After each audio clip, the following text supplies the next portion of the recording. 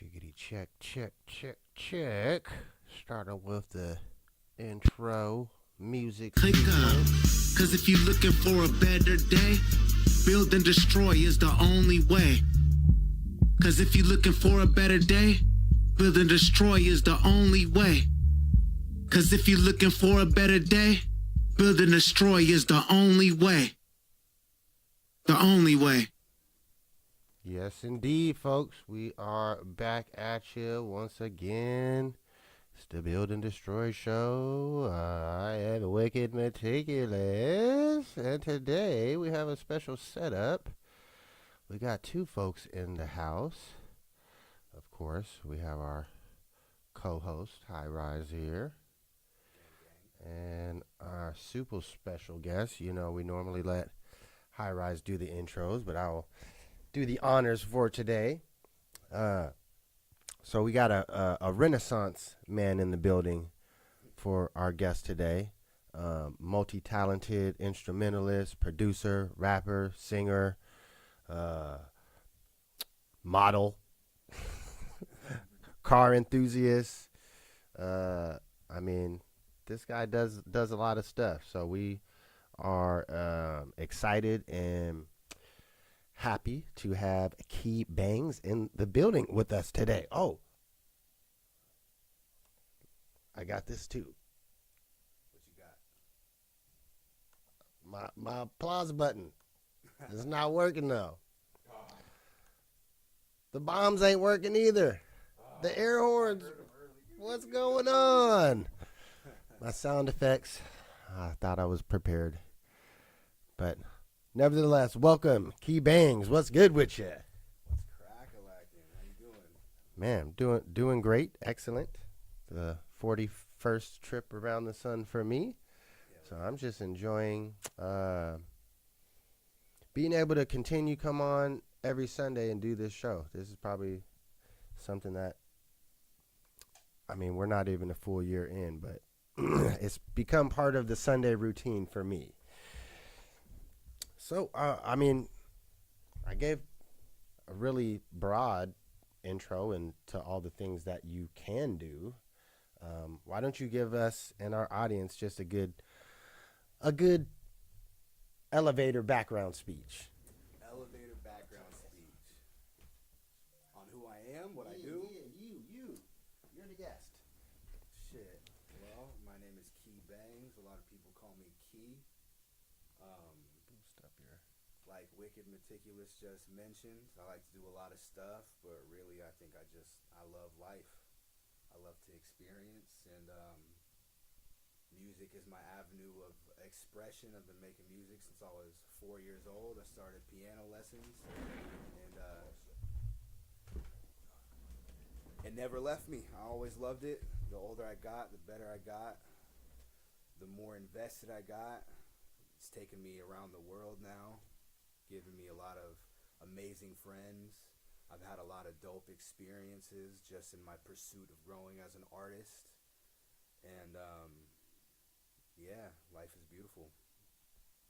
Music has given me a wonderful life. Well, can you give us like a description of, if you were to, I mean, we're all artists, you know, don't necessarily want to be put in a category or box, but if, you know, you had to explain to an alien what type of music you make, how would you describe it? Hip-hop first, because hip-hop is the culture, not just the music. So that's where it started. I grew up playing instruments, but by the time I was 15, 16, I was like, man, I feel like I got something to say. I want to be a rapper. So that, you know, became my primary means of expression. When I started making beats, all the years of formal music lessons and music theory and the different instruments really came together, and I realized that I felt I was meant to be a producer. So that's my main bread and butter. That's what I think that I want to be for the rest of my life, as a producer first. I love to rap and sing just because I think I do it better than most people, most artists. So it's not very often that I meet many artists that I'm like, you would sound fucking great on my beats. I'm like, man, why would I give you my shit? I sound better anyway. So that's how that usually goes. But yeah, I'm a producer first for sure. I love to connect the dots. I love to sculpt a vision. I love to not just make beats, but create projects of different themes. I love to produce different types of music, all types of dance music. Dance music is definitely my favorite. Movement is something that translates across cultures, across languages. You don't even have to have any words to make somebody dance. So, and that's a beautiful thing right there. Do you mean is that like EDM music or just like hip hop music that is dancey? Anything that's dancey. I love Afro beats. I love house. I love hip hop. I love different forms of hip hop, whether that be an East Coast, a drill, a West Coast, which is my bag for sure. Growing up on the West Coast, that'll never leave me. But yeah, I like anything that makes people dance. If you listen to my projects, you can hear the influences of different types of shit. It all sounds like me first. I have a sound, but you can hear the influences of different things. And you know, people who know me, they can hear the songs that I'm playing on repeat and hear the influence that they're making on or having on the music that I'm making. And yeah, I listen to all types of shit. You want to keep going? I got questions. Yeah. I listen to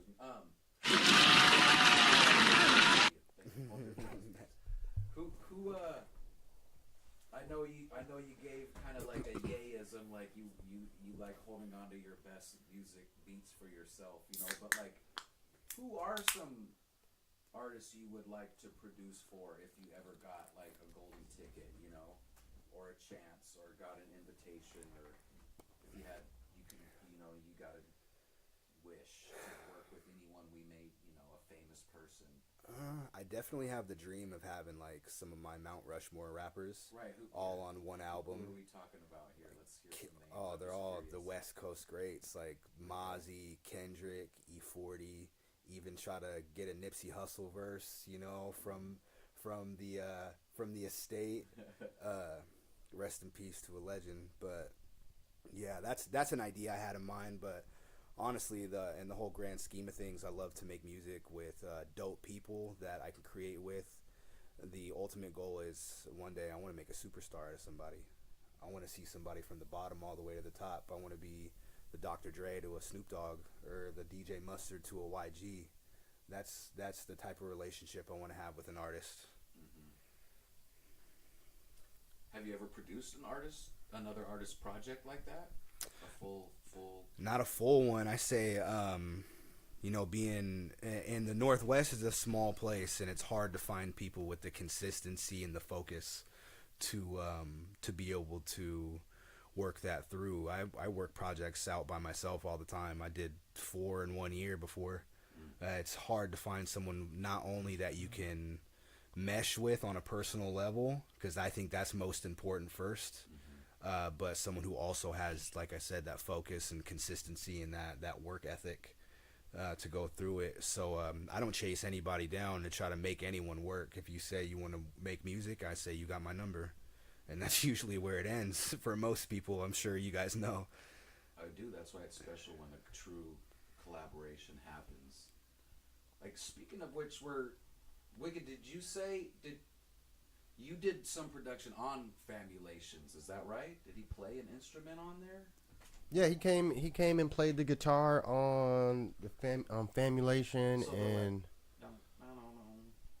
That's yeah. you? That's me. I forgot about that. I haven't thought about that in a long time. Song? I don't think I've heard the final. Can we play that song and get a live reaction for this guy? Did you send that to me? MCs on this shit that, yeesh. I think. Booyala mama. Booyala mama. Booyala mama. No. Booyala mama. I'm a dollar. Booyala mama. I'm a dollar. Booyala mama. I'm a dollar. Booyala mama. Booyala mama. No love relation, still famulation. Love forms the whole basis of famulation. If you run into some trouble, call famulation. Everything is all famulation. No blood relation, still famulation. Blood forms the whole basis of famulation. If you run into some trouble, call famulation. Everything is all famulation. In the midst of never forgetting law, but neglect what it was. Dialectic, diuretic, y'all busy rhyming for credit, but wrong reasons did it. Wow, what an exceptional lettuce. The headspace is larger than said grace. Parentheses with the emphasis on lead landscapes till they sick of me. Rendering many reasons for dealing energy over the beats. Brought to you by the syllable slickery. Phantom mysteries, subjective matter for centuries. Neglect the chatter world, battering viciously. Influential epiphanies to the 10th degree. It's the pimping of the massive sentences. This is No G. Word to mama, I got the omelets. I hope. And love forms the whole thing is all famulation. No blood relation, still famulation. Love forms the whole basis of famulation. If you run into some trouble, call famulation. Everything is all famulation. Chilling like a villain, but I'd rather be a hero. You won't find no cape on me though. There's two types of people, Craigs and Debo. We the squad, major league, call us A-team though. Soldiers of fortune for the fam. I'm so with the nonsense, dodging the dumb down. The bullshit is constant. I can count my real ones on one hand, and we've been making records since before one fam. One shot, one kill. Hold the gun, don't jam. But it was like it was that that breakdown guitar licks. Who's on it on the other version? E-Tree. Yeah, that was dope. Yo. All right. It's funny. Shout out to Jesse. Shout out to you, Don James. We love you. Shout out Don James. Wherever you at. Bro. Wojak. Pull up. It's all good. Well, how'd you meet Wicked back in the day? So I met this fool Wicked.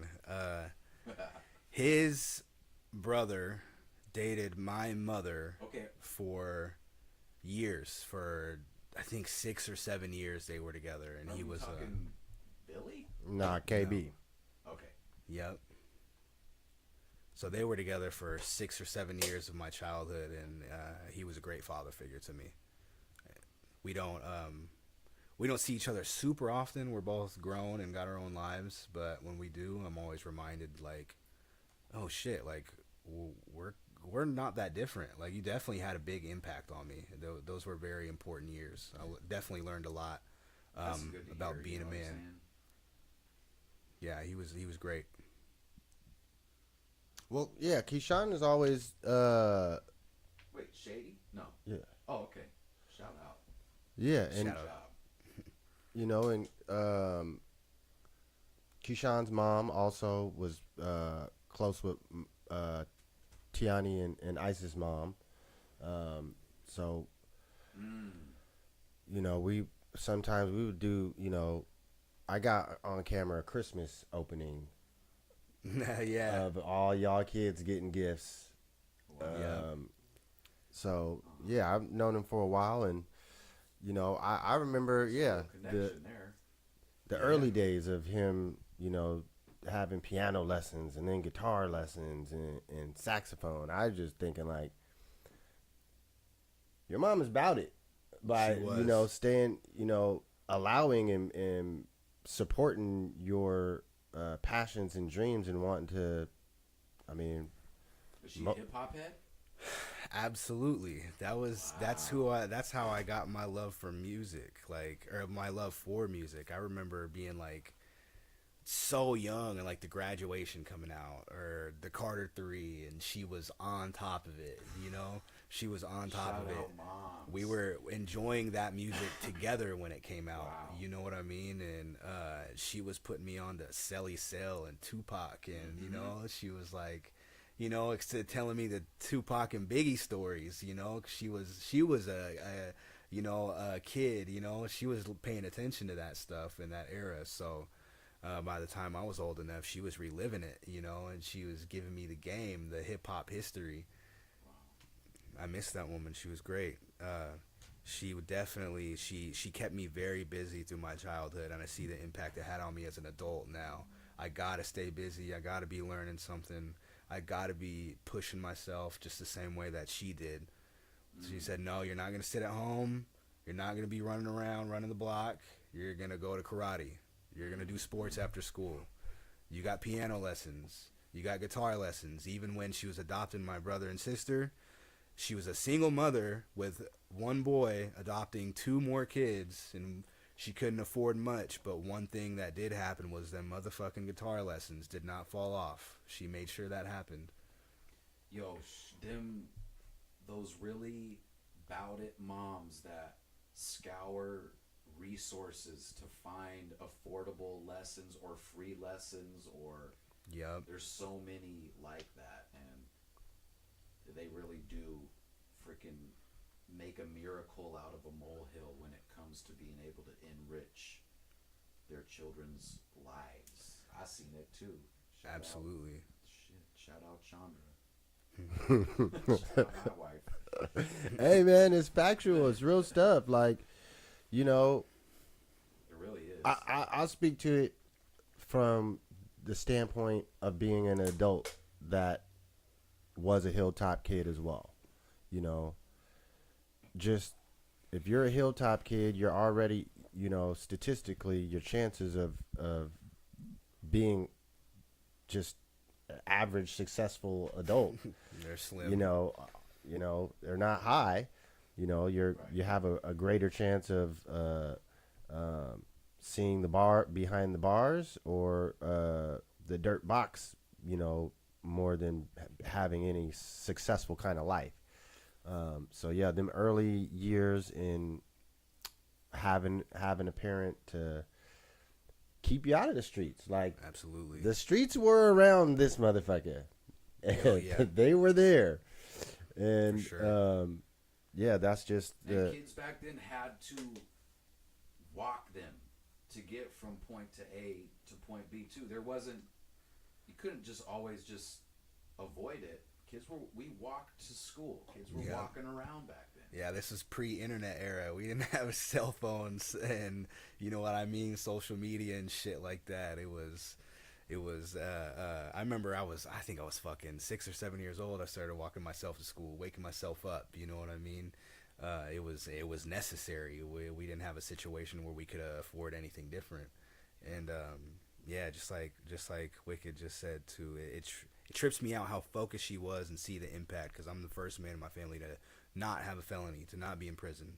First person in my family to I heard graduate you say high that school. in your rap too. In that Yeah. first song on Spotify. As a kid, I didn't think about shit like that, you know what I mean? But as an adult, I see I see time and the effects of your choices, and it trips me out. Shit could have been very different.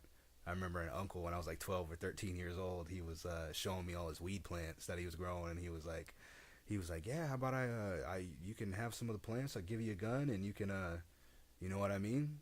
It just bring me a little bit of the money back. And it was If you so. would've said yes. It was funny. It was so normal and natural. It was so regular in the environment that I remember telling my mom, like, "Yo, Uncle Bobby said he'll give me a gun and some of the plants, and you know, I'll go give me some new shoes." And she was like, "Fuck your no, mom was not having that. Hell nah, we ain't going back to Bobby's house for a while." Well, segueing from, you know, kind of upbringings, can you give us some insight into your connection and influence from the car culture and lowrider culture? Because I mean, as Tacoma hip hoppers, like, that's not something that we like get immediately. We get it because we're West Coast, but everyone's not into it. So what got you into it, and what are some things that just random average hip hop lovers could probably take away and enjoy or look for more in that car lowrider culture? So my thing with low riding started, this was, I think, right before my mother died. I was looking to put together a photo shoot, and I thought it would be dope if we could get some low riders. I love cars. I love West Coast culture. This was my idea on how I present myself as an artist was starting to formulate. So I was hitting people up, and nothing really came together. And I got a couple. A dude, he confirmed he was going to bring a couple of cars, and then he flaked on me. And then I was like, fuck that. I don't give up that easy, you know. So I'm going to find somebody who's really about it. And So I kind of started talking to this dude over Instagram, and my mom died. We followed each other on Instagram, and I think he was. I come to find out he was actually paying attention to me because we kind of had a similar experience having a parent die and the situation I was in, and so we kind of just became internet friends. And he was like, like, how about you just pull up to one of our shows one day? You know what I mean? I can't guarantee that I can bring cars out for you, but just come to one of our shows and come hang out. And I was like, fuck yeah. And I just started hanging out with the car club. Very prominent car club here in the Northwest. Easy Does It. Shout out to Easy Does It. But really what happened was it wasn't just about the cars. I did find that I had a huge passion for cars, and I worked my ass off, built had a hand in a lot of award-winning cars. That's how I started traveling, going to competitions, and making money. I started a business, gold plating car parts, guns, jewelry, and shit like that. But in hindsight, I needed somewhere to go, and I needed people to look after me. And there was a whole group of men who they couldn't help me. They had their own lives, wives, children, but they let me have somewhere to be, and they let me work at something that built my confidence, and I'll forever be thankful for them. So that's how it started. So ultimately traveling, making a lot of friends in LA, meeting, going to shows in LA, making lowrider friends. It's had a huge influence, not just on my music, but, even my social circles. That's how I made so many friends. I learned so much, met so many business owners, got tapped in on what it's like to be to run a business, doing that. It was a wonderful experience. So lowriding will always have a special place in my heart, for sure. That's dope. That is the gated community. Yes, yeah, absolutely. Shout out to Easy Does It once again, and all the car clubs out there that are giving that space and community for our young men in need. That actually is a great thought now that I'm thinking about it. Like having a active youth outreach from non-traditional groups. Mm-hmm. Like that should be something that the community should be trying to tap into those groups. Like if you've got a troublesome youth, especially, I hate to be stereotypical, but especially a male and cars, there's already sort of a relationship there. Absolutely. There's so many young ghetto kids that really don't got shit, but yeah, at the end of the day, what are we all looking at? Are you outside? You on the block? What are you looking at? I want to have the flyest car. Yeah, or even a car. Yeah. Like if you're really young out there struggling trying to get it, I mean, getting a car is like, that's a big first step in life. Absolutely. You get that under your belt, then other things can happen. Well, what about your name? Where did that come from? My name? Yeah. So I used to use my first and middle name, inspired by like Kendrick Lamar, Travis Scott, those type of Tupac, Keyshawn Devin, but I realized people were spelling Keyshawn wrong. So I was thinking, how do I make this easier? What do I come up with? And I'm not sure exactly how it popped into my head, but I was like, okay, KeyBangz. People really call me Key in real life. That's a nickname that people naturally will begin to call me as, we grow a relationship. And I was like, Bangs, I'm a producer. My shit slaps, so KeyBangz. And I didn't even realize it till afterwards, till I started using it a lot. Key, like a car key. Everyone knows I'm into cars and motorcycles and shit, so it kind of just worked. It works on that level. Yeah. For that. I think if you meet people in hip hop and the culture and they have a name and it's just like a random name and you can't tell too much a name can just be a name, but the people whose names, who their hip hop name is like an offshoot of their real name. Yeah. Like we got, Whitney is Wicked. Yep. My last name is Riseberg, and my rap name is High Rise. Yep, that's fire. And we got a person in our crew. His name is E-Tree. And I don't want to give his number. he's the type that wouldn't like that. But he's gonna pop E in. is the first syllable of his first name, and Tree is the first syllable of his last name. He's about to pop in the Zoom link. So Don't say it. Don't say it. Yeah, like, don't say my name. So I won't. But E-Tree is, if you say his real name, that's how the first things you hear in his name. And yeah, that's fire. To me, really, it just says like you've been a part of this community from so long that somebody in this community gave you your name off of your name. Yeah. Because you were a little kid, or you started out rapping when you were 6 years old, and your name's Keyshawn, and now people are calling you Key. Yep. And then you turn your name to Key, whatever you choose, but it really shows that your lineage is like foundational. Yeah, absolutely. There's some authenticity in how people come up with your name or the names you use, because you can come up with some bullshit. Anybody can call themselves fucking, gangster killer type. You know what I mean? Right. Like, as you can't give yourself a nickname like that. You know what I mean? It's got to be given. You know. So yeah. Okay, how did you get into this modeling shit? Because I've been seeing you looking like a light-skinned Tyrese Tyson Beckford modeling, walking the runway.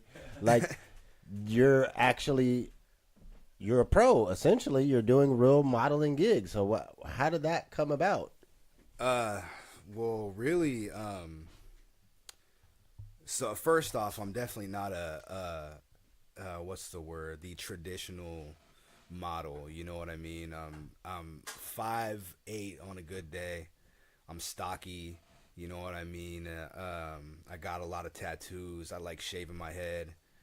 So I just started by paying people for photo shoots. I needed to be able to brand myself as an artist. I needed to be able to have shit to post, you know what I mean, and show people what I look like, and to be able to create the aesthetic of what my music not just sounds like but looks like. So I would just pay photographers for photo shoots, and over time you build genuine relationships, you make friends, you get out and about, people introduce you to other people, and people start asking you, hey, I got these t-shirts that I'm going to do, or I got this and that. And, now you're getting little brand shoots. They might not seem like anything big, but, you're getting practice being in front of the camera, wearing stuff, what it looks like to wear different types of clothes and shit like that. And over time, your people skills and your actual trade skills, you know what I mean, they start to show. And one day somebody just hit me up and they're like, hey bro, you ever done a runway? And I was like, never walked a runway. I would fucking love to do it. You know what I'm saying? And so started walking runways. And growing up, what's so crazy, I was surrounded by mostly white and black people. My dad is black and Mexican. So as I grew into an adult, my Mexican features have really started coming out. I started shaving my head and shit. People don't even know that I'm black. You know what I mean? And so I naturally... Is your hair curly? It can get curly when it's really long. If it's really long, I take care of it. It gets curly. But so a lot of Mexican brands will start tapping in. They're like shaved head tattoos. Like there's not that many of... You know what I mean? These dudes just walking around. And real life, I'm easy to work with. I got skills. People like me. So... a lot of Mexican and other Hispanic designers, they fuck with me. There's a huge Hispanic designer scene in the Northwest that a lot of people don't know about. You know what I mean? It seems like a real niche type of thing. Most people ain't into designer clothes and runways in the first place. So the group gets smaller and smaller once you start making it Hispanic, you know what I mean? Or just solely Mexican. But yeah, so you know, you tap in, you find those groups, and these people actually become your friends. They're like, I know Keyshawn's gonna show up, do good work, is easy to work with. He can help train other models. He can help do the programming of the show day of, and you know what I mean. It's not just about showing up and looking good in front of a camera. It's about working. You know what I mean. These programs cost a lot of money. It costs a lot of spending a lot of hours putting them together. You want reliable people involved, and that speaks more than just looking good. Show up, y'all. That is half the battle. Oh, well, let's take a step back.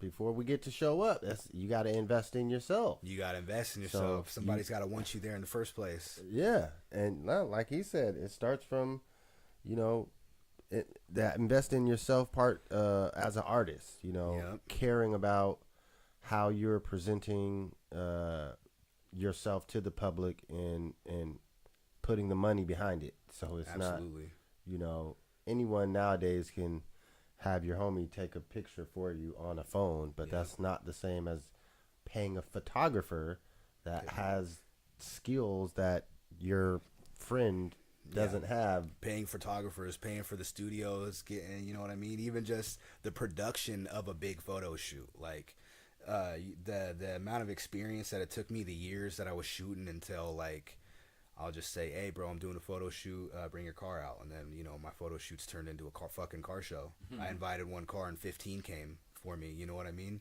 Like, people have to respect you first as a person before anything happens. And then dope shit comes from there. That's true. That's a good way to put it. You do something with respect, good shit will come from it. Mm-hmm. Yeah, I like that you said, you know, about just caring about making the event, the overall production as well. Because sometimes I think we might have a specific position, like I'm paying you to take some pictures. Just take pictures of the event.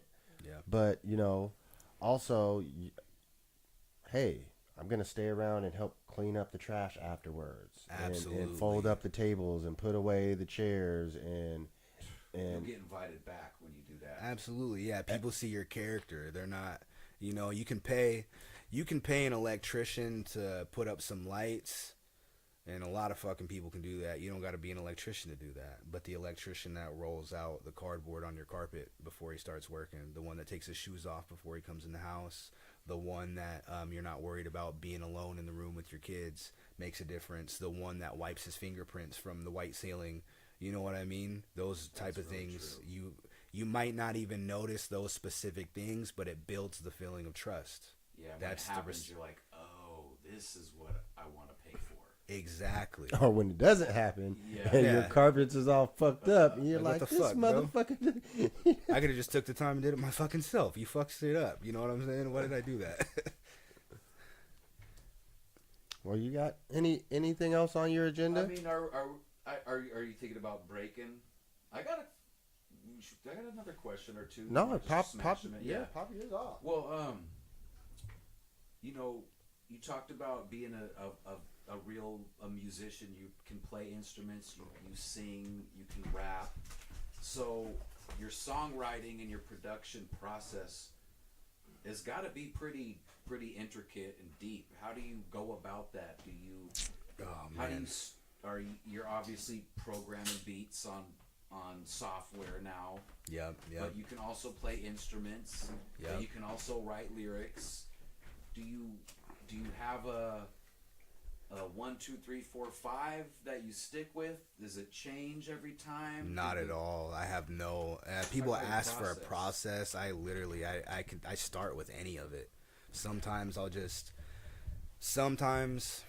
I can sit and I'm gonna say for this next week I'm just gonna make a beat every day.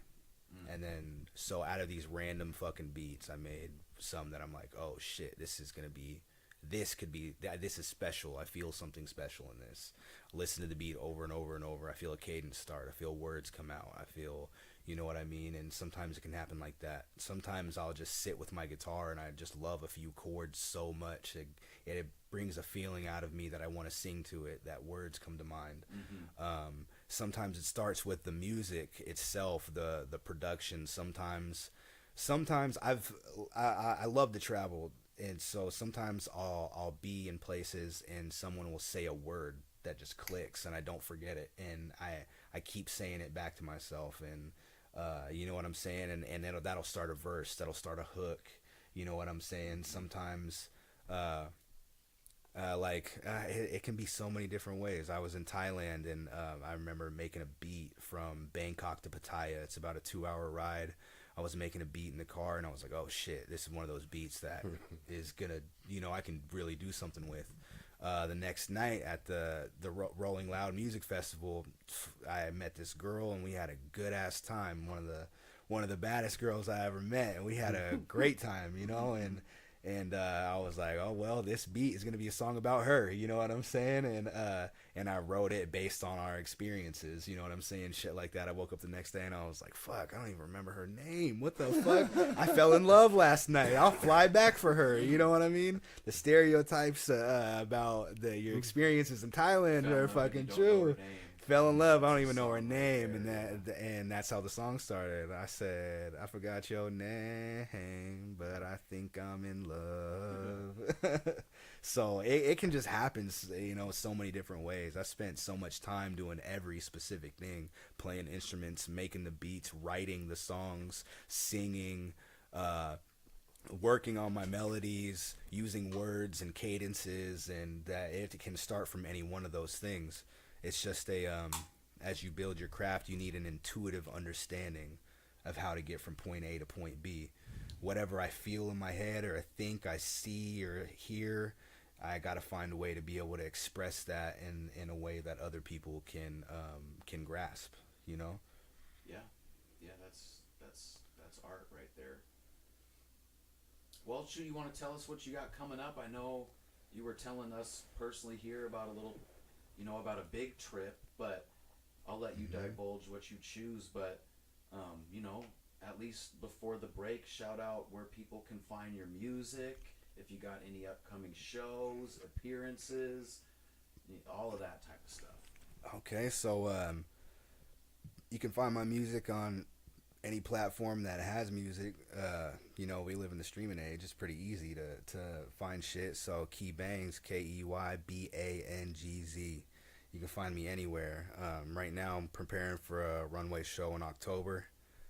Very excited. My friend is an amazing designer. She's doing a huge show, her biggest yet. As far as music goes, I've been letting my next project come very naturally. My first year dropping music, I did 3 projects in 1 year. So I had my foot on the gas, put out a lot of work, and established my sound real quick. But this next one I've been working on for almost 3 years total. Honestly, I was working on it. I had beats for it before I even dropped my first project, to be completely honest. Like a pandemic project almost. Yeah, so I want to drop that next year. I think I'll be ready.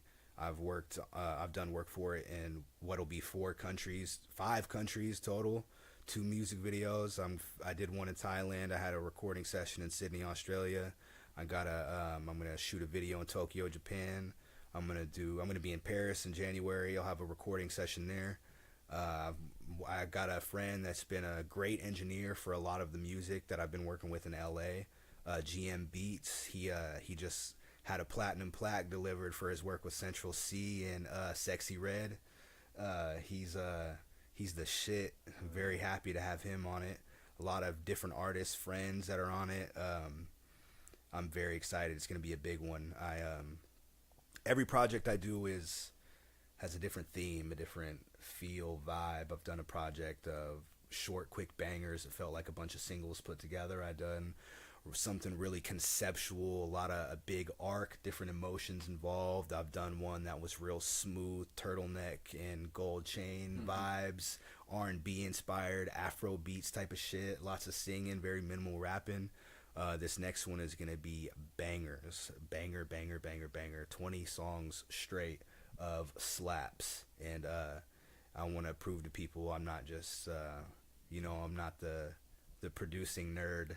You know what I'm saying? Everything's got to be complicated, and nah, this is banger, banger, banger, banger. This is the bitches. This is the club. This is all those type of things. You feel me? So it's gonna be very different than my other projects. Turn it up. Hell yeah. So where you said you got a studio session booked in Paris? I haven't booked the session yet. Me and a friend, he wants to go. His first trip overseas was in Australia, and we have a pretty dope friend group. They're all dancers. They're Native American powwow dancers, and the person who owns the entertainment group, he gets booked all over the world. He's very active in the music industry, film industry, in politics. He was born and raised on the Navajo Nation reservation, and he's working a business deal with someone in Paris. So we all want to go hang out there. He's got a show that he's been working on, that he's got a deal on Amazon Prime that he's trying to move to Netflix. And me and one of my closest friends, he wants to put us in the show. So we don't get to see each other often. It's usually on the road. So we're planning to hang out in Paris together. So the show that he's got, it's like a TV show? Yeah, yep, yeah. It's a full blown show. He's got a deal for 8 episodes, 1 season on Amazon Prime. So you're trying to add actor to your resume, is what you're saying. Yeah, the time will come. The time will come for Probably sure. some music placement too. Oh yeah. Could all slide us on. Use this song at this part of your little show. Yep. But this is a good example of the multi-generational sort of levels that I would say our crew is trying to expose our listeners to. 1,000%.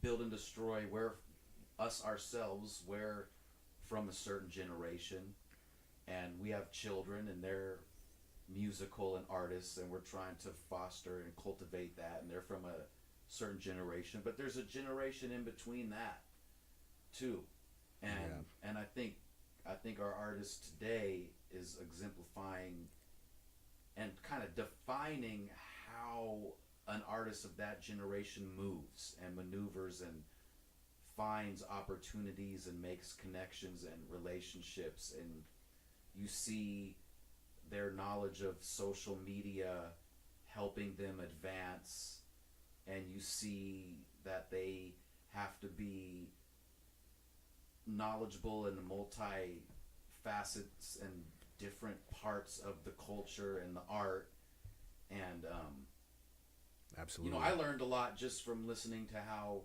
he is making connections, because we our guests so far have been sort of political or real hip-hop MC not nerds, but just real lyrical people. Yeah, ain't nothing wrong with being a nerd. True. Let's get that out the way. And then you're a little younger than that, and you're a little more multifaceted, and you have like a broader entrance into the musical genre, including fashion and things like that. So yeah, it's kudos to younger people who are able to advance in this culture in these new ways that I just never had to do. I gotta say, you can owe it to a generational change or a difference in mindset or to the person, but I think the people that I got to learn from through my life, I can't say it's me or a generational thing, but I know when I was a kid, I found different ways of being sharp, different ways of striking on an opportunity when it presented itself, and being able to think abstract and how that helps your goals, and it all comes into play. You know what I'm saying? Like, even with, I say, as for everything, people on social media in the model industry, and it's a bunch of pretty girls, and I mean, no offense, and it's a lot of gay dudes. You know what I'm saying? And they have a certain way of going about things that a lot of people, that is obvious, but they see me on Instagram riding motorcycles and doing pull-ups. You know what I mean? You gotta it creates a whole different vibe. And as far as acting, my friend, there's a lot of actors doing bless you doing actor stuff, but we know each other in real life, you know what I mean? And that we knew each other that way first. He sees me on Instagram modeling and making music. He's, you know, as far as music goes, the people who that I know in the music world see me modeling and traveling, you know what I mean? And it creates you have to make yourself a force that can't be stopped. I have too many opportunities, I have too many angles for you to stop my success. I'm not looking for any one opportunity that's going to change my life, because every day I live the life that I love. You know what I mean? And you got to find out how to love your life and figure out what it is that you love about life, and you have to live like that before anybody else is gonna enhance anything you have. You know what I'm saying? Yeah, that's well said. You really got to be open to diversify your opportunities. You can't sort of pigeonhole and blindside yourself. But I got one last question. What is the first hip-hop song that you remember your mom's doing a deep dive with you on? Oh man, I think it's got to be like All Eyes on Me, Tupac era, or it's got to be like Chronic era, Dre and Snoop. I literally think the first song that I knew the words to is Ain't Nothing But a G Thing. What year when were you born? I was born in 98. Oh yeah. Yeah, so like I to this day, I can't be sure, of course, you know, but I swear the first words to any song that I knew was 1, 2, 3 into the foe. That makes sense though. If you think about it, that is like a hella easy thing for a kid to remember. Absolutely. All right, well, shoot. You know how we do over here. Get into our halftime musical break. Thank you once again, KeyBangz, for showing up. You're welcome to stick around. We got random topics that we'll go over after the break, as far as Kawhi Leonard and the Clippers, and how do you get a job that's worth $28 million that you don't actually have to do any work for. So, yeah, everyone, make sure you hit that like button, hit the sub. We'll be back in about, how many minutes is on this one? I say about 10 minutes. All right, halftime has begun.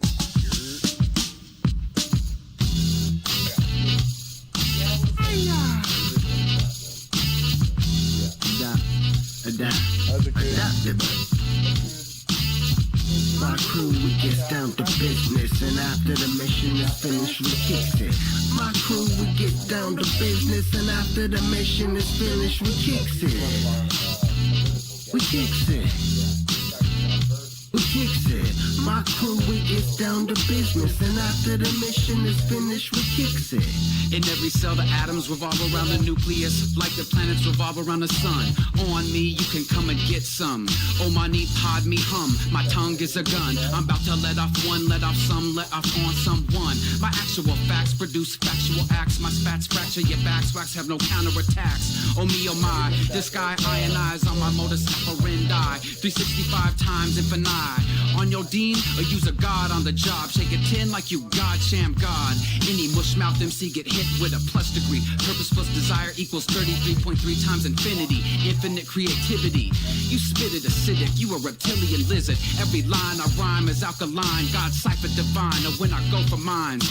Rhymes by the oodles, aiming at your noodles. Third eye never blurry, saw the hypocrisy of the reverend hella early. Had me feeling 7:30. Behold my skull flow cold just like it snowed. And I revolve around a table of blunt classes, waking up the blue dreams. My fools be faking moves like green screens. My brother made a restaurant, her face turned red cause he lost his lease. Quoting scriptures from ancient Greece, I just roll 10 swishers and look at the pictures. Because the weed is much thicker. I feel fucked up right now.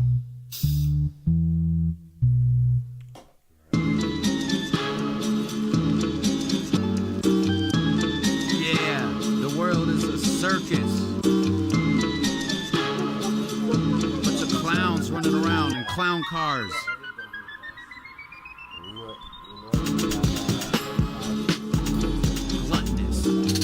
people gobbling all of the bull. Your bullshit is unbelievable. Be gone, the gall you get makes you get got. I'm in like amen, a man on Amen Ra. My own may slay y'all, be that as it may. Me and May, be that as above, so below. My bellow beckons, idiot, too idiotic to get the idiom. I'm Khalid El Amin with my you know what I mean. I'm ending y'all like fentanyl. When you all alone and you don't even have a best friend to call.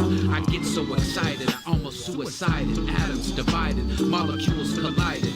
Behold what is within, no break, all bend. Build and destroy Kalana pin, so cold with the pen. Bad, prosperous, pronounced preposterous. I've been there and did that, went there and went back. Brought the buried treasure home in my backpack. On, and it's like that.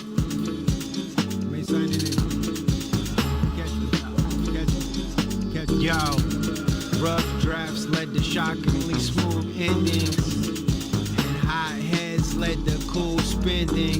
Micronutrients led to mic grips, not dubious. Life slips away, the vice gets to play. Found localized in a global fray. Mobilized junctions in the clay. What was upwards was downwards. Once pondered with sound nerves. My nows occur when I'm grounded to the earth. The resting place resembled that S shape. You question fate while the destined wait. Naked and not afraid, your greatness has behaved. Calibrated egos from amalgamated peoples. Downgraded steeples, the town made it evil. Ears fortified lectures from a clean soul. Definite shooting that seems whole. Definite test of a prerequisite for my etiquette. Sacrificial lamb of rap style that never lived. Get the bid on the auctioneer with awkward tears. Locked in a sphere. Often I'm here. Catch me boxing the square. Yay!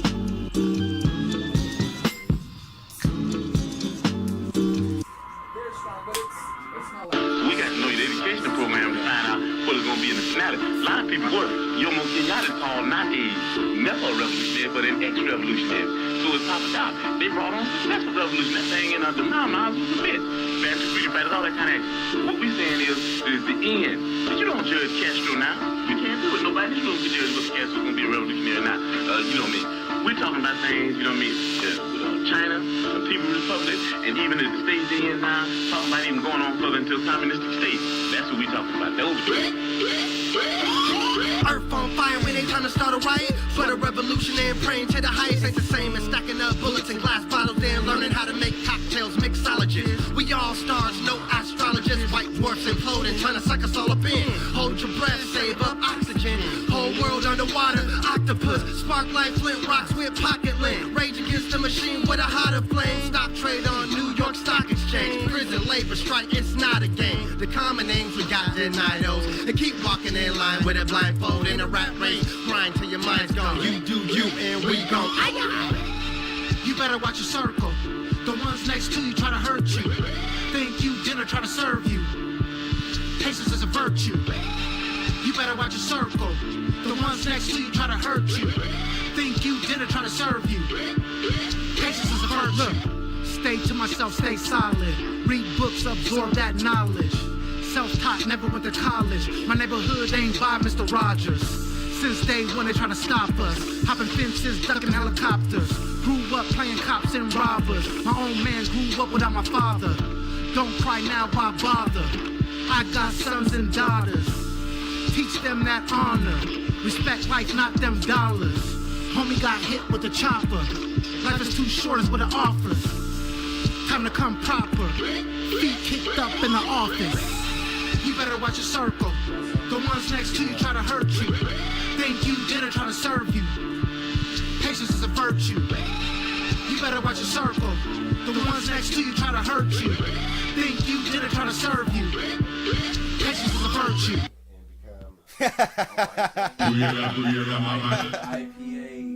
That's hella funny.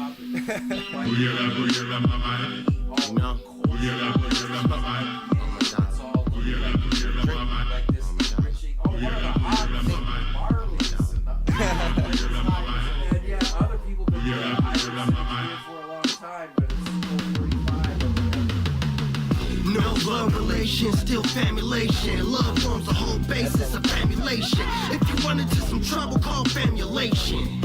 Everything is all famulation. No blood relation, still famulation. Love forms the whole basis of famulation. If you run into some trouble, call famulation. Everything is all famulation. In the midst of never forgetting law, but neglect what it was. Dialectic, diuretic, y'all busy rhyming for credit, but wrong reasons did it. Wow, what an exceptional lettuce. The headspace is larger than said grace. Parentheses with the emphasis on lead landscapes till they sick of me. Rendering many reasons for dealing energy over the beats, brought to you by the syllable slickery. Phantom mysteries, subjective matter for centuries. Neglect the chatter or batter them viciously. Influential epiphanies to the 10th degree. It's the pimping of the massive sentences, this is key. I shouldn't have had to defend what I've actually been. The past pretends I wasn't getting it in. Broke the trend of the bar graph with unprecedented bar blast. The science isn't far from my craft. No blood relation, still famulation. Love forms the whole basis of famulation. If you run into some trouble, call famulation. Everything is all famulation. No blood relation, still famulation. Love forms the whole basis of famulation. If you run into some trouble, call famulation. Everything is all famulation. I eat with the hyenas, fly with the eagles, ride with the riders, talk peace with all my peoples, allergic to evil. I am mealy like seagull, deaf like road with 4 gangbangers in a regal, driving illegal with no tats and insurance, endurance for 1,000,000 rattlesnakes. I walk with the purest, black nuns, all black guns and stay loaded. I deal with a bunch of goons that speak decoded, fuck the POTUS. We walk with tigers and dragons, I'm dragging a wagon of enemy eyes and laughing. King Jackson, tack master, black bastard. I elevate like UFOs. Fuck if you rap faster. I rap solid. No college, but got degrees. Chopping niggas up like soft sausage with no cheese. Word to mama, I got the omelets. I hope you hungry. Bloody Sunday turning to Black Monday. No blood relation, still famulation. Love forms the whole basis of famulation. If you run into some trouble, call famulation. Everything is all famulation. No blood relation, still famulation. Love forms the whole basis of famulation. If you run into some trouble, call famulation. Everything is all famulation. Chilling like a villain, but I'd rather be a hero. You won't find no cape on me though. There's 2 types of people, Craigs and Debo. We the squad, major league, call us A-team though. Soldiers of fortune for the fam. I'm so with the nonsense, dodging the dumb down. The bullshit is constant. I can count my real ones on one hand, and we've been making records since before one fam. One shot, one kill, hold the gun, don't jam. Super God talk, words ring through the land. Don Jimmy the GOAT, you see the kicks. That was overheads like a field goal miss. Left brain, right brain, you can say I'm mixed. Tax City arsonist with the spits. On or off land, I cut throats like pirates. May Dolly probably got another 100 bars that fit. I think there's one more. Probably. Oh, I guess not. Okay. I thought there was one more, but there's not. We're back, though. Halftime is over. We have our guest KeyBangz sticking around for our topics today, which, if I can get this screen to show right. Why don't you start us off with the Kawhi Leonard breakdown? Okay. Well, I have not totally researched this and haven't, I'm not a sports broadcaster, but I thought this was interesting, and there's a few levels going on here. There's business, there's commercialism, there's people spokesmanship issues here, salary caps, there's some deception, but apparently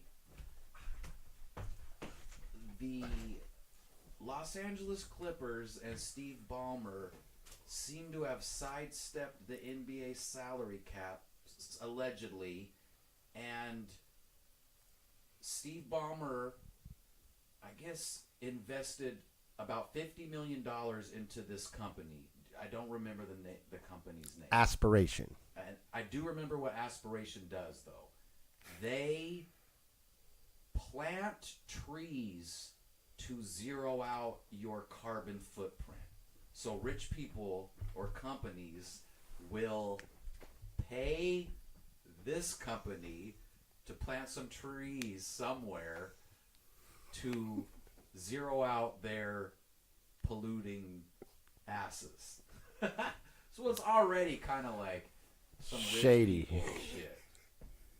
But so he invested $50 million into this company, and then this company paid basically $48 million, I think, in like a signing bonus and a contract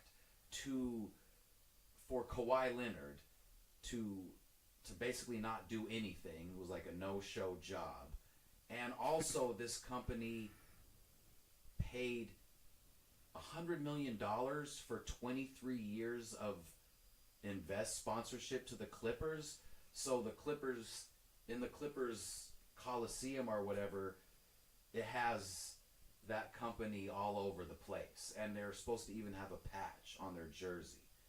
So it's a back-end deal coming in a couple of different ways. I don't know if I'm explaining it that right. I think this shit has been happening for a long time. It is not new. I think with people's access to information, people know that this type of shit already happens. 100%. And people can just fucking do it. And based on the laws of our country and how fucking money works, you can just fucking do it and not feel bad anymore. No one's trying to hide the fucking their bullshit. Like, you're like, fuck it. You know what I mean? I don't give a fuck who knows, because you can't stop me. Yeah, it's a double dip of that. It's a double dip from the tree planting concept. Like, I'm gonna pollute as much as I want. I'll just pay this company and offset my pollution. Yeah. Is that really helping the earth? Like, that could have been done. He could have did that because he knew a certain lawyer who knew how he'd get the biggest tax breaks, or you know what I mean. It's all situational, but I think there's a truth here that's unfortunate, that if you allow rich people to pay for their misdeeds, that they will choose that option. Yeah. They would rather pay and stay wrong than to adjust their actions and be right. Like, they'll pay to keep doing dirt. That's the default. I have an idea though. People. Is that really dirt? In this situation, is this really dirt? It's definitely capitalism. Oh yeah, for sure. We live in a capitalist society. Is capitalism dirty? I know damn well that I would do the same thing if it was in my benefit. I would have no problem. If I need to spend money to make money, how am I going to figure out how to spend more money on my investment? I mean, this is capitalism. What you're saying is you would do that.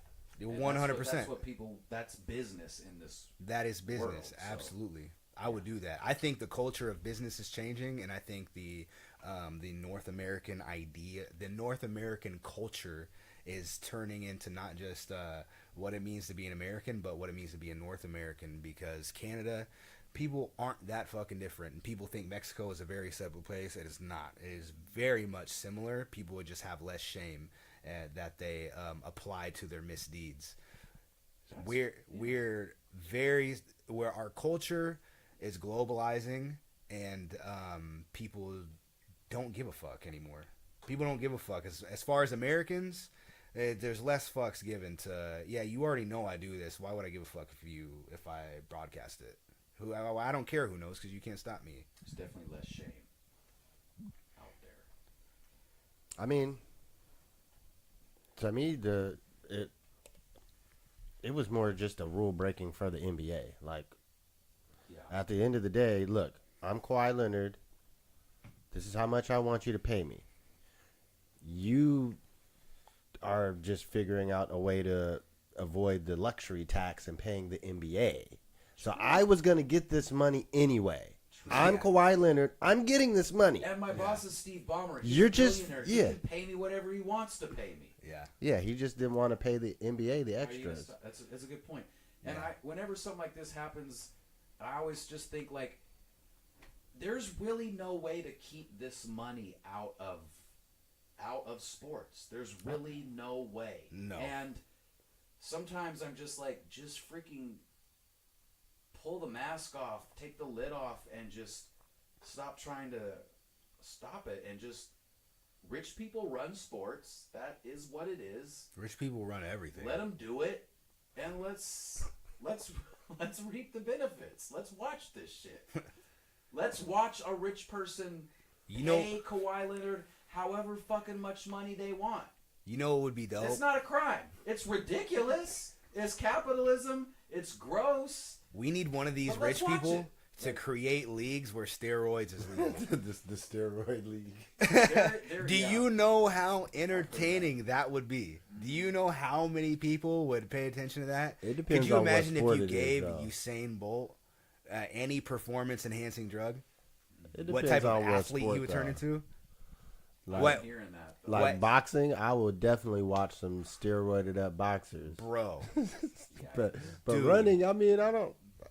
Well, baseball, for example, do we want to watch people hitting 40 home runs a year for 300 years, or do most people want to watch somebody hit 65 every now and then? I want to see that bat break. The difference is. It's not even comparable. Could you imagine if Brock Lesnar was on any performance-enhancing drug? What type of how that would change the sport? Well, I'll tell you this: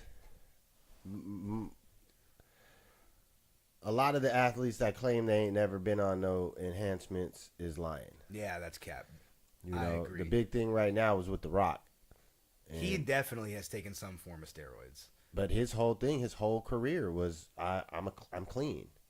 I've never done any of that stuff. You can take a very I won't say light because anything that is a performance enhancing isn't light, but a testosterone supplement that will boost your testosterone, and you can take that for 8 weeks, and the difference that would change in your muscle maturity for the rest of your life. Really? For 8 weeks. You can't fucking find that after a year. You're not going to see in your testosterone levels or estrogen levels that you fucking took anything. But it's a permanent boost, huh? But it is a permanent boost. The amount of what it would do is change your recovery and change the speed that you grow. So if you're fucking on one cycle, you grew 4 times as fast as what you would have without it. You can do 4 times as much work. You can do 4 years of work in 1 year. Now that's a I'm glad you broke it down like that. Yeah, I have no experience in that, honestly. So I'm a gym rat. Yeah, so. And I exercise a lot and stuff, but I definitely see a limit of where I can go with exercise. That, you know, I could definitely get in shape. I could definitely see the difference, but there's this other ceiling level that I don't get to. There's a ceiling here, a bar. And I've never taken anything, you know, and I'm wondering, like, is that really what it takes to see, like, a result? That No. I mean, I would say it's like a controversial topic. I spend a lot of time in the gym. I love the gym. I work out 5-6 days a week. My first trainer was a competitive bodybuilder, and he was on some form of steroids. I don't know exactly what it was because there's so many different types of fucking performance-enhancing things you can do. To be a professional bodybuilder, you have to take steroids. There's so many different ways that you can go about it. But ultimately, like I said, what it does is it speeds up the process.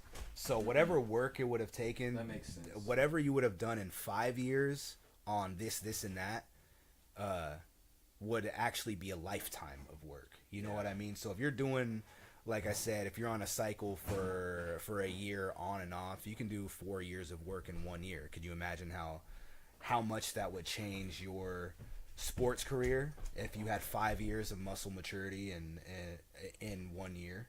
Or even in entertainment, like actors you do it. Go really hard with the illegal type of stuff in the off season when you're not getting tested.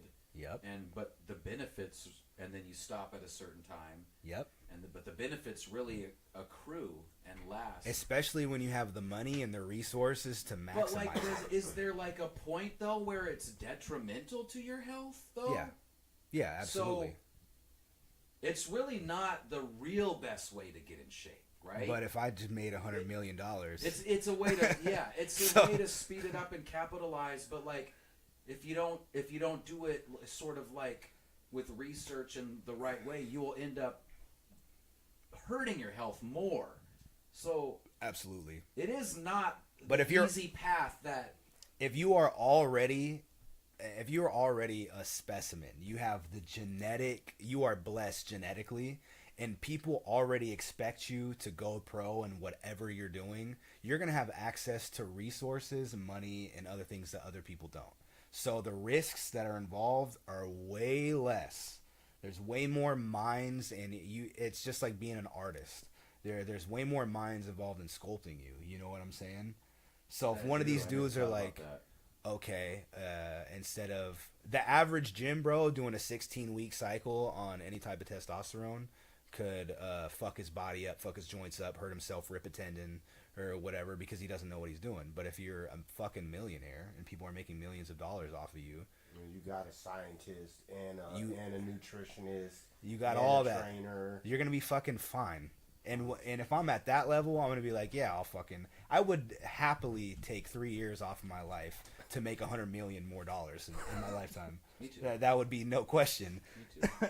I'll take that risk. Me too. Any day. Yeah.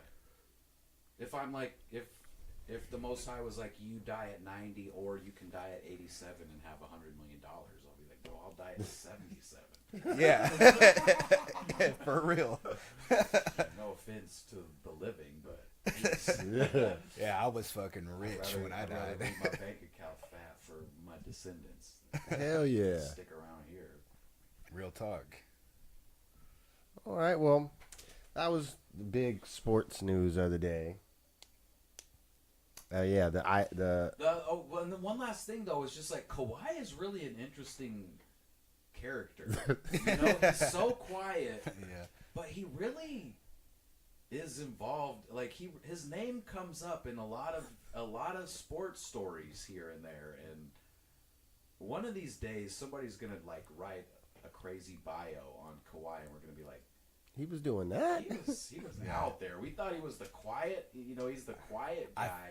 I feel like in real life, he probably is that fucking interesting. That everyone he meets is like, you're not just a good athlete, you're a fucking crazy person to be around. He's got a mystery around him. Mystique. Yeah, that the other NBA players don't have. I think it's, part of it is because he doesn't talk a lot. Yeah. So he's not just a good ball player. There's some sort of celebrity. He's got a star quality in real life that people fuck with. Yeah. With a funny laugh. Yeah. All right. Well, what's your guys' opinion on these high percentage beers and why they're okay for white people to drink, but when black people drink them, it's called malt liquor? Yeah, I mean, I think that's a good metaphor for race and racism in this country, and how one group can do one thing and it's demonized, and then the whites do it and it's celebrated. And I think we're talking about malt liquor versus an IPA. Is there a difference? Yeah, what the fuck is the difference? I want to know. Is there a legit beverage difference, or are these terms even racist? Like, is an IPA and what does malt IPA liquor even not stand even for? a real thing? IPA stands for India Pale Ale. Okay. It is Pale Ale is a type of beer. India Pale Ale was introduced in order for the grains or for the beer to last longer or something. They introduced it in the making of the beer, so it ultimately it has a stronger taste and higher alcohol volume traditionally. Okay, Now, so what's a malt? Well, all the research that I've done on malt liquor, that does seem to be just a racist terminology. That was made. So here we go. I'm gonna do a fresh search right now on malt liquor. So I think what we're coming to realize is there is no real difference between an IPA and a malt. And a malt is a commercial term that the industry has used. So, according to Wikipedia, And can you sell a high percentage IPA in a liquor restricted area where you're not allowed to sell? Well, that's what. Now we're getting back to these fucking business shit. Yeah. So that's where we have the problem that I've already figured out. Here we go. So definitely there is alcohol impact areas. I think we're living in one right now. Yes. I remember specifically when it went into effect because I used to drink all day. Mm-hmm. Like facts. Right. And so let's just slow it down and really tell people. There's a lot of young people that don't know what that is. All right. So according to Wikipedia, malt liquor is a type of mass market beer with high alcohol content, typically above 5%. Made with malted barley and resembling those for American-style lagers. Okay, so there's, I do think there's racist shit in here, but we're saying malt liquor is a malted barley beer, and IPA is a pale ale beer. Well, is there a technical... Malt liquor is a strong lager or ale. Okay. In which sugar, corn, or other adjuncts are added to the malted barley to boost the total amount of fermentable sugars in the wort, which is the roux of the beer. Okay. And this increases the final alcohol concentration without creating a heavier or sweeter taste. Also, it is not heavily hopped, so it is not very bitter. And now we get to the... So the IPA is a strong beer that they do want the taste to be strong. Am I getting this, maybe? And the malt liquor is a strong beer where they're masking... How about we'll do this even... We'll go to the 2025 ability and just... Let's go back, hold on. And just use Copilot. I don't want to tell the audience what an alcohol impact area is, though. Oh, in Tacoma. perfect. Because this is a thing that I don't think everybody's aware of. I before we actually touch that, I want to say I'm going to sound conservative right now, but I just want to disagree with you, just for the sake of conversation. I feel like no matter what, especially in our culture, there are smaller and more infringed upon groups of people that. Under stress, they are more creative, they create more things, and culture changes more uniquely, faster, whatever it may be. And the rest of the group catches on slower, and it changes. They learn the ideas, and they put different names on it in different ways. You know what I'm saying? Mm-hmm.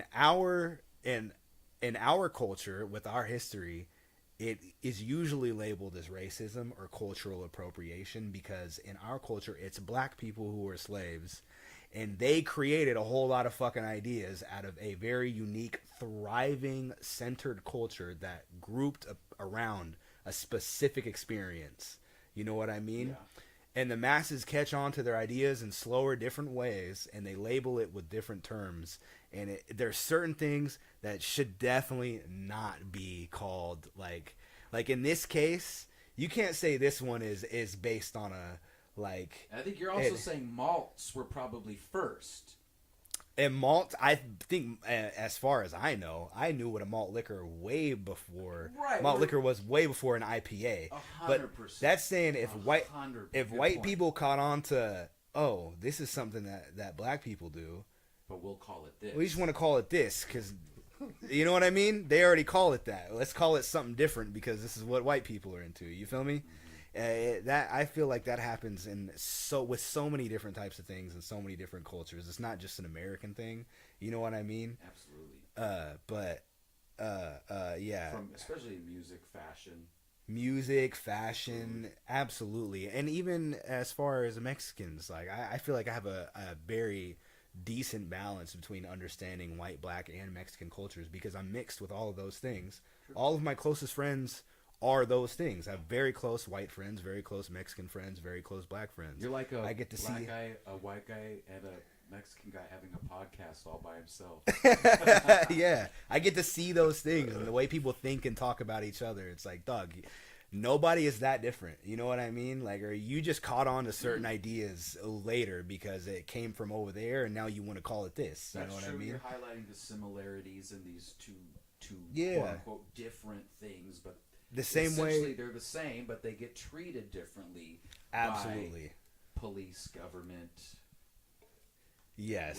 Which is what I think. Here, let's go into what an alcohol impact area is and how it is related to malts. Yep. And not IPAs, and how area, geography, race, socioeconomic status probably plays a lot into that, though. Yep. Let's do You it. got the definition up there? Yep. Okay. So, alcohol impact area is a designated geographic zone aimed at reducing chronic public inebriation and illegal activities associated with alcohol sales. And essentially what they do is they make an area, designate that area to be the alcohol impact area, and they regulate the sale of what can be sold. So pretty much they have a percentage base. You can't sell any beers that are stronger than X. And I think in Tacoma it was at 5% when it originally was introduced. And it only applies to a corner store, right? Like No. Safeway in an alcohol impact area can sell. Well, no, you're right. They don't have OE up in Safeway right now. Oh. They don't. But they got Space Dust. Now, what's got a higher alcohol content? Space Dust or OE? Probably Space Dust. For sure. And that would really show us that what they're doing is they're banning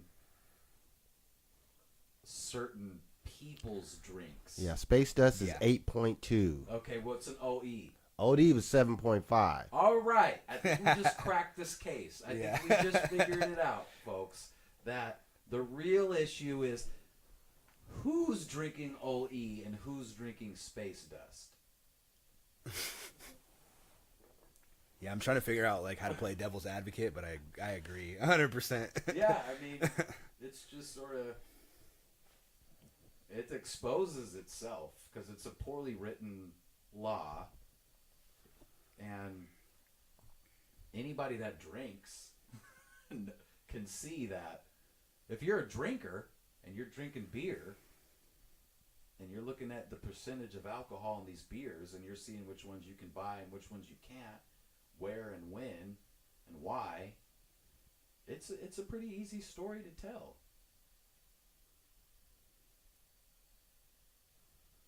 Look, so actually, OD on the East Coast had a lower content. On East Coast, it's 5.9. I just put those in the refrigerator so they wasn't getting warm. It's 5.9 on the East Coast and 7.5 on the West Coast. Wow. So they know that the people on the West Coast are heavily drinking this shit, so they up the alcohol content. Wow. Wait, what does it say? It says 3.2. Think about how hard that is to even accomplish. If you own Old E, now your shipping is relegated to costs and alcohol percentage. You're not just fulfilling orders. You got to send the right percentage to the right cities. Look, It says it's limited to 3.2% in Oklahoma. That ain't shit. But then in Canada, it's 8%. The highest, the strongest is in Canada. Who would drink a 3.2 OE? That's like a Miller Lite. For real. I didn't even know that existed. Listen. So you could be in Oklahoma at the corner store being like, oh, yeah, they got Old E here. You're from L.A. You're visiting someone in Oklahoma. What the fuck? You see an Old E. This is fucking piss water. You think it's 7, 8 point whatever. You buy it and it's 3 something. It wouldn't even touch you. You wouldn't notice though. You would drink the 40 and be like, somebody just juiced me here. This is you would think that they bopped you for real. That's wild. That is wild. So yeah. Changed so much, you know. Hey, shout out to 40ouncemaltliquor.com for the information and the history. Drink tequila; it'll save you all we'll the drop issues. a link to that website on the comments. It looks like they got all the. They did have all the different versions. There was a 45-ounce bottle on. I remember that. It was dumb big. No, that's the 64. Oh, I remember that. That's what it was. 45 ounce though. That's True. like, look, 45 ounce, 40. Oh, wow.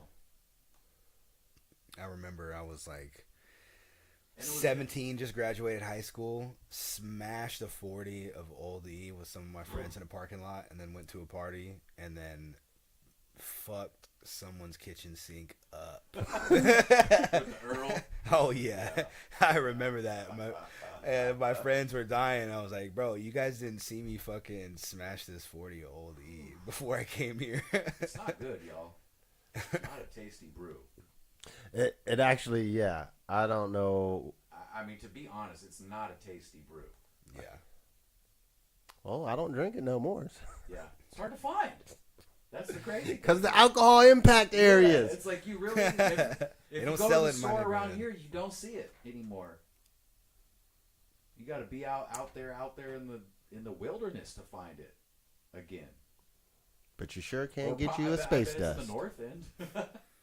Probably. I live right across 6th Ave. They got it in there? On 10th and Sheridan. I'm gonna check. Yeah, I wonder if it's at like the little corner store on like the corner of that one in the north end. That's cool.